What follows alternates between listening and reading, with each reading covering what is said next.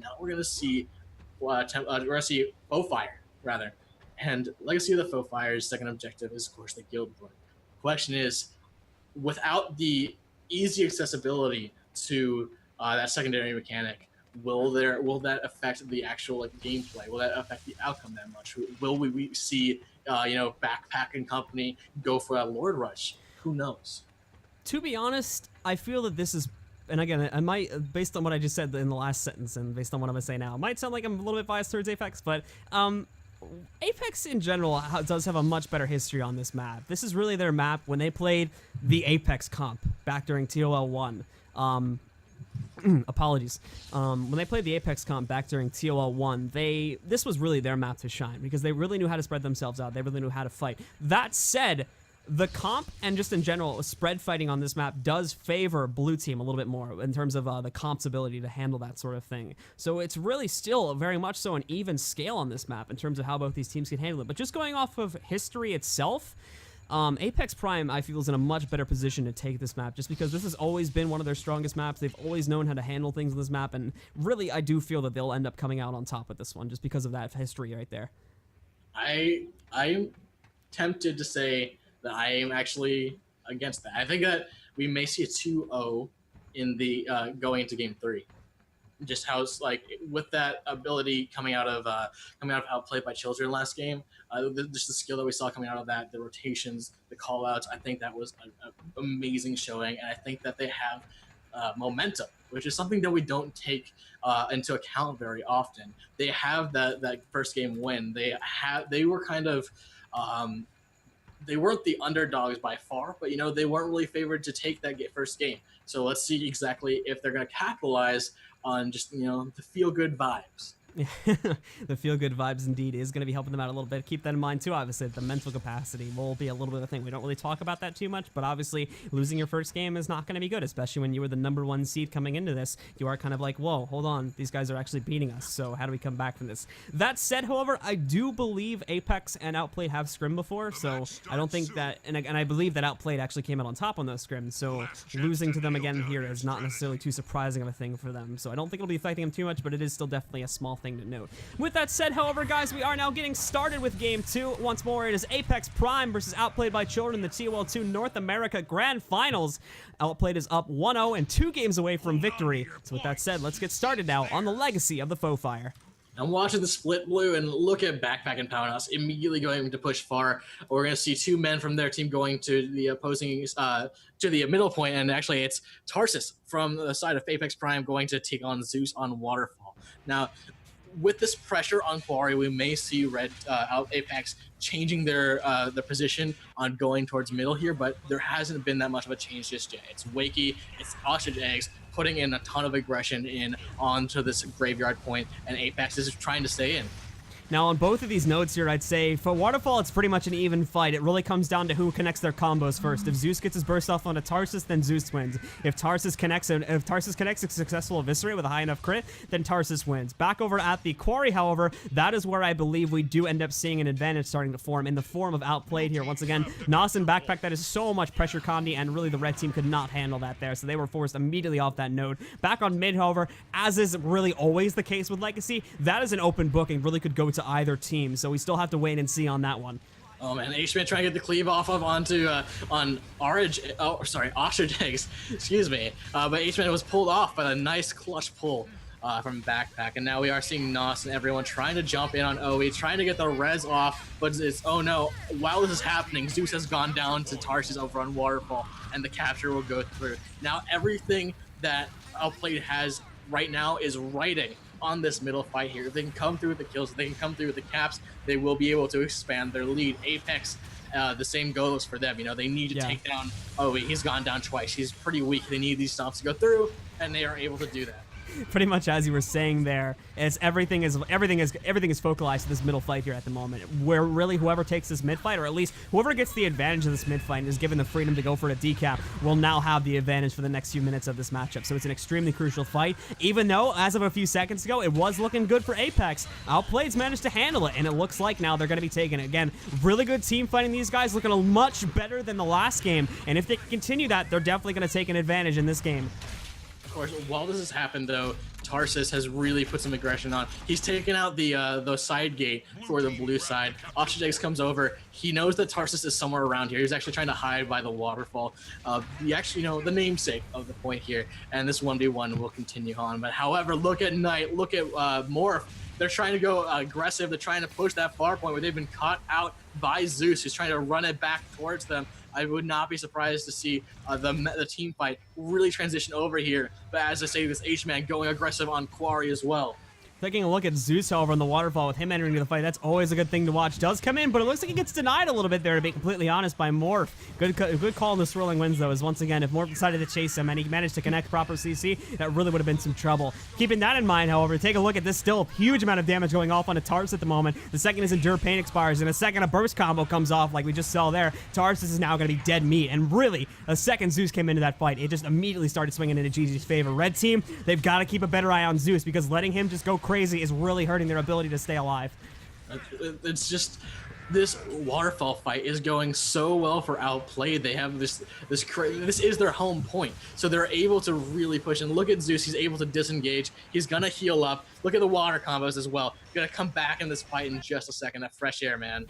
That fresh air indeed. That's his trademark build. Again, that became popular a few months ago because because of his insistence on playing it. When he came back to the game a few months ago, he was playing that DD Selly Elliott for the first, but then he said, "Nah, I don't like this. This is boring." And then again, just immediately switched to Scepter Focus Fresh Air, and since then he's made it pretty much one of the meta builds for Ellie, almost single-handedly. So this is very much so his build.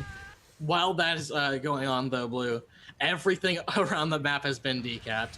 With 159 and 93 point lead, Outplayed is doing well, but they're not quite just stomping on their opponents. You know, we are seeing H-Men taking out Backpack. They will reclaim their home point. The same thing will go for the blue team.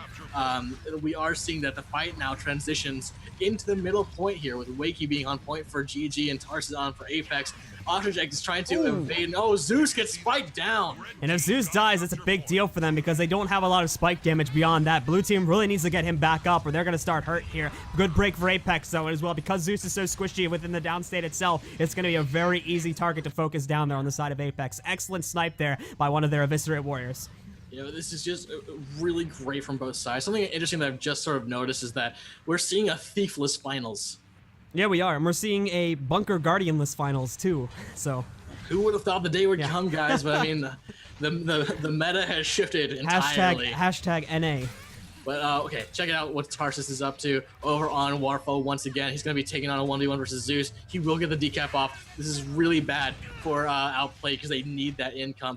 Zeus gets in, gonna try and do some damage here, but he will get the interrupts off onto Tarsus. Meanwhile, it's not looking good for the side of Outplayed in the middle. It looks like they're being routed, and the 2-cap will happen with day capping up the center point. Now, overall, what kind of led to this, again, as I feel, we pretty much had Outplayed being way too aggressive. The second they got their 2-cap back over towards mid, as well as their opponent's home node there, I think they immediately pushed back over towards their own home and tried to push that. Unfortunately, Apex was very well prepared for that fight, and once more, like I've said so many times before, the second you push into that third node, you're immediately putting yourself into the danger zone, because if you lose that, your opponents are just going to snowball immediately back at you and take the same advantage you had. This right here, what just happened, is pretty much a case in point example of that. Right. Look at Zeus now taking on the stomp there for Tarsus. They need to organize. They need to push. And look at this pincer movement into middle here. You've got Nos and Backpack on one side joining Wakey, and Ostrich Eggs on the other. Wakey and is joining immediately onto Day, but there's a portal here laid by Knight, and we'll see where Knight is. Knight is actually playing defensively between mid and Quarry, knowing that he's got to be able to like really open up that floodgate, allow his teammates to be exactly where they need to be if there's any aggression there. But no, the aggression is all right here in the middle of blue. Zeus immediately trying to go down to Morph. Morph is going into the downstate. Wakey trying to come in with a stomp, but his body's pulled away, and that's just going to allow him to live for just a second more. Teammate trolled the own stomp there. Thankfully, they did still have enough corpse leave to get that. And that, again, is one of the big bonuses of the blue team. When they first initiate a fight, they just have a huge, giant, like, mass of AoE that throw onto their opponents. And that is exactly what managed to take out Morph there. With him being knocked out, that's a lot of damage missing. But, however, Apex is not nearly done with this mid-fight. They've still got Day in play. They've still got Tarsus in here. They've still, again, got plenty of their DPS with the Knight. So they are not out of this just yet. But they definitely still need to be a little bit more careful here, as they're going to be missing a lot of bursts without Morph in this fight. They've lost their lead, Blue, and they really need to pull themselves together, hold hands in these team fights, and actually figure out if that's what they want to do. You know, do they want to team fight? Do they want to take that other side point? Zeus gets up off the death of Night Blue, and he's going to be running away from Morph as Powernos tries to come in for support, as Wakey comes in for support as well.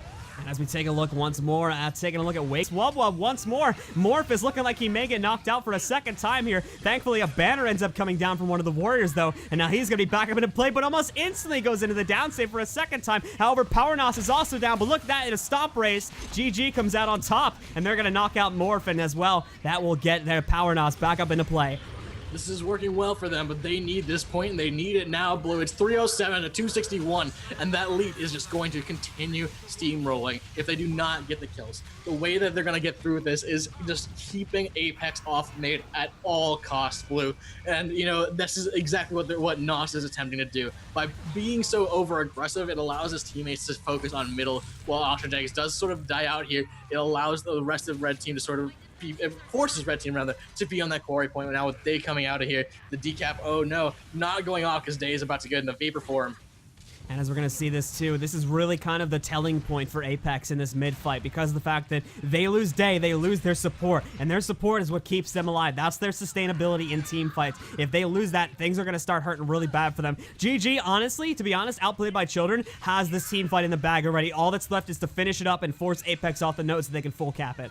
Yeah, without doing that, they're not going to be able to grab it up there. Morph dies out right now. I'm watching Knight. Do note, however, take a look at what's happening in the blue team base. They're over 350. Tarsus. And as well, Knight's moving over there too. They're going to try to snipe the Lord. Now again, Tarsus is a little bit too far ahead, so I think he wants to wait a few seconds here before he ends up going for the burst, because he himself is not the burstiest fellow. He probably wants to wait for Knight to get in here, but no, not going to do that, which means once more, blue team now knows that this Lord is being rushed. Granted, probably the second that we saw Wakey going on to the point over there, he caught on to that, but at the same time, this is going to be their attempt to take it down. Tarsus as well is trying to cut it back out here so that Knight can DPS it down a little better, but still, there's no one from the blue team falling back. There's been no attempt to stop this, and to be honest, I do think the blue Lord's going to die. No retaliation from the blue team. It's going down. Look at that. Did not expect that to go so easily, and even Ostrajags in the map chat right now does not understand what just happened. Apex ends the game just like that, and now they're going to tie the set up at 1-1.